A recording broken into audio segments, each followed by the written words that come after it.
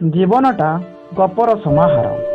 ଚା ଦୋକାନରେ ଚା ପିଇଲା ବେଳେ, ବସ୍ରେ ଯାତ୍ରା କଲାବେଳେ, ସାଙ୍ଗ ସହିତ ଖଟି କଲାବେଳେ, ପ୍ରେମିକା ସହ ବୁଲିଲା ବେଳେ, କିମ୍ବା ପତ୍ନୀଙ୍କ ସହ ମାର୍କେଟିଂ କଲାବେଳେ ଆମ ପାଖେ ପାଖେ ଏହି ଗପମାନେ ବୁଲିଥାନ୍ତି।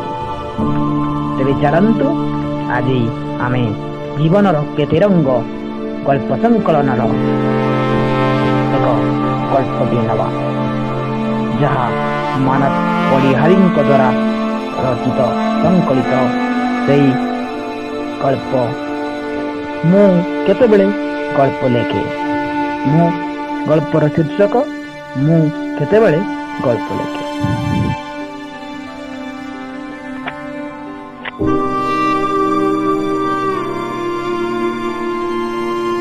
ମାକୁ ମମି, ବାପାକୁ ଡାଡି ଡାକୁଥିବା 5 ବର୍ଷର ପିଲାଟି ଯେତେବେଳେ ମୋ ପାଦ ଛୁଇଁ ମୁଣ୍ଡିଆ ମାରେ, ମୁଁ ସେତେବେଳେ ଗଳ୍ପ ଲେଖେ। ନୂଆ ବୋହୂଟି ଯେତେବେଳେ ହାତେ ଲମ୍ବର ଓଢ଼ଣାଟେ ଟାଣି ତା ସ୍ୱାମୀର ନୂଆ ଫୁଲ ଲାଗିଥିବା ଗାଡ଼ି ପଛରେ ବସି ଯାଉଥିବାର ଦେଖେ, ମୁଁ ସେତେବେଳେ ଗଳ୍ପ ଲେଖେ। ପଡ଼ିଶା ଘରର ପୁରୁଷ ଲୋକଟି ମଦ ପିଇ ଯେତେବେଳେ ତା ସ୍ତ୍ରୀକି ବାଡ଼େଇ ଦରମରା କରିଦିଏ, ମୁଁ ସେତେବେଳେ ଗଳ୍ପ ଲେଖେ।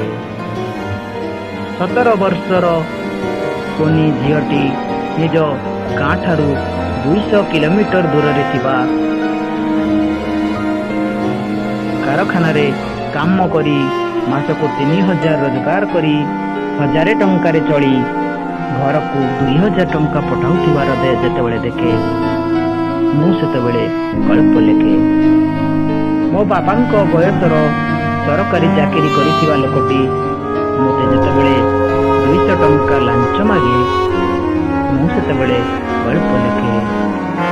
ଆଚାର୍ଯ୍ୟ ବିହାର ଛକରେ କୁକୁର ଛୁଆଟି ରାସ୍ତା ପାରି ହେବାକୁ ଚେଷ୍ଟା କରି ଯେତେବେଳେ ଗାଡ଼ି ଚାପରେ ମରିଯାଏ ଓ ତାକୁ ଦେଖି ବଞ୍ଚାଇ ପାରେ ନା, ମୁଁ ସେତେବେଳେ ଗଳ୍ପ ଲେଖେ।